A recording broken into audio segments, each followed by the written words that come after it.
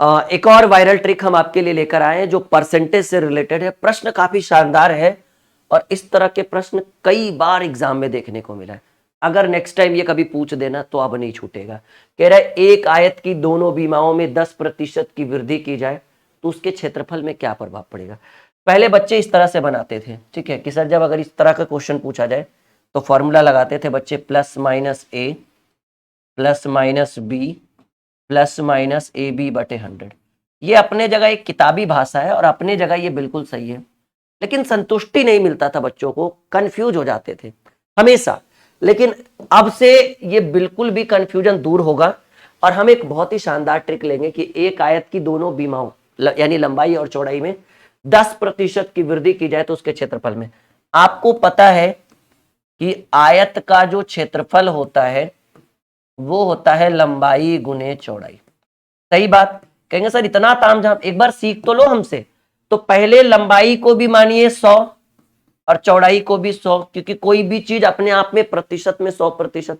तो लंबाई को भी हमने 100% माना और चौड़ाई को भी हमने 100% माना और कह रहे दोनों बीमाओं में 10% की वृद्धि, यानी लंबाई भी 110 हो गया और चौड़ाई भी 110 हो गया।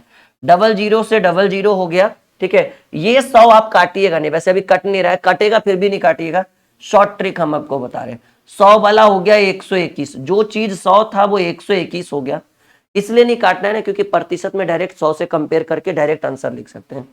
100 वाला 121 हो गया, यानी उसके क्षेत्रफल में क्या असर पड़ेगा, 21% की क्या वृद्धि। सोचो ना, जो चीज पहले 100 था अब 121 हो गया। 100 आप इधर मत काटिएगा क्योंकि आपको डायरेक्ट कंपेयर करना है।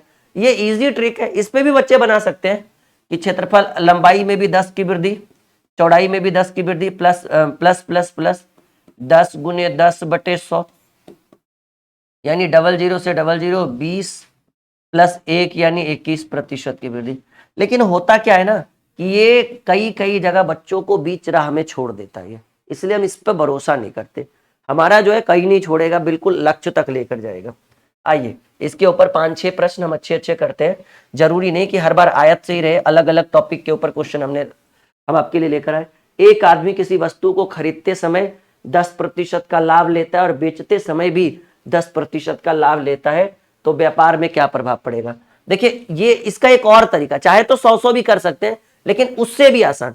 मान लीजिए कि वस्तु की प्राइस 100 थी और आपने उससे 10 का लाभ ले लिया, यानी 110 का सामान खरीद लिया। पैसा 100 ही दिए लेकिन ले लिए 110। जब बेचने की बारी आई तो फिर 100 का सामान था और आपने उससे 110 ले लिया, 10% का प्रॉफिट यानी 110। डबल जीरो से डबल जीरो, डबल जीरो से डबल जीरो, यानी 100 वाला 121 हो गया, यानी प्रॉफिट कितने का हुआ, 21%। आप plus minus A plus minus B वाले पे भी बना सकते हो कि पहले 10 का लाभ लिया फिर 10 का लाभ लिया, plus minus A plus minus B plus minus A B, यानी 10 गुने 10 बटे 100।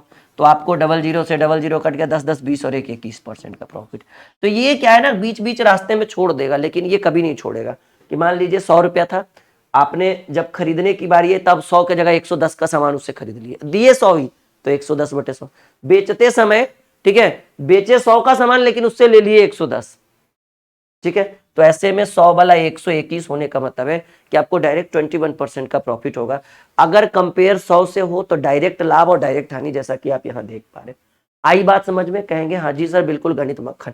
अगर अच्छा लग रहा है तो लाइक और शेयर बिल्कुल करिएगा ताकि हमें भी अच्छा लगे, और ऐसी वायरल वीडियोस हम कई बार आपके लिए लेकर आते रहेंगे, ये वादा रहा। एक आयत की लंबाई में 20% की कमी तथा चौड़ाई में 10% की कमी की जाए तो क्षेत्रफल में क्या असर पड़ेगा। मान लीजिए भी लंबाई भी 100 था, चौड़ाई भी 100 था, और लंबाई में 20% की कमी यानी 80 और चौड़ाई में 10% की कमी यानी 90। देखो भाई डबल जीरो से डबल जीरो, ये 100 मत काटना, ये मैं आपको एडवाइस दे रहा हूं, सजेशन कर रहा हूं। ये 100 हो गया और ये हो गया 9 8 72। आप खुद सोचो कि जो 100 था वो 72 हो गया, यानी कितने की कमी हुई, 100 वाला 72 होने का मतलब है कि 28% की कमी। घटाओ ना, 100 में 72, 100 और 72 में कितने का अंतर, 28 का, तो उतनी की कमी, 28% की कमी यानी लॉस। आगे बढ़े, उम्मीद है कि अगला क्वेश्चन और बेहतर समझा सके। एक आयत की लंबाई में 20% की कमी तथा चौड़ाई में 20%, अच्छा सेम क्वेश्चन है क्या, लंबाई में 20%, चौड़ाई में, अच्छा चौड़ाई में, अच्छा 20% हो गया, कोई बात नहीं। लंबाई भी 100 मानो चौड़ाई भी 100 मानू, ठीक है। लंबाई में 20 की कमी यानी 80 और चौड़ाई में 20 की कमी तब भी 80। डबल जीरो से डबल जीरो, जो 100 था वो 80 64 हो गया। तो भाई 100 वाला 64 हो गया। आप खुद सोचो कितने की कमी, डायरेक्ट कमी लिख दो 36% का, क्योंकि 100 और 64 के बीच 36 का अंतर होता है। 100 और 64 के बीच 36 का अंतर होता है, यानी 36% की कमी। ठीक है, यहां तक उम्मीद है कि बिल्कुल आप लोग इजी वे में ट्रिकली समझ पा रहे होंगे। इस तरह का क्वेश्चन जब भी आए तो सबको, लंबाई को भी 100, चौड़ाई को 100, बाकी जितने की कमी जितने की वृद्धि उस हिसाब से कर लेंगे। वीडियो को लाइक और शेयर कर दीजिए ताकि आपको हमेशा इस तरह की वीडियो हम देते रहें।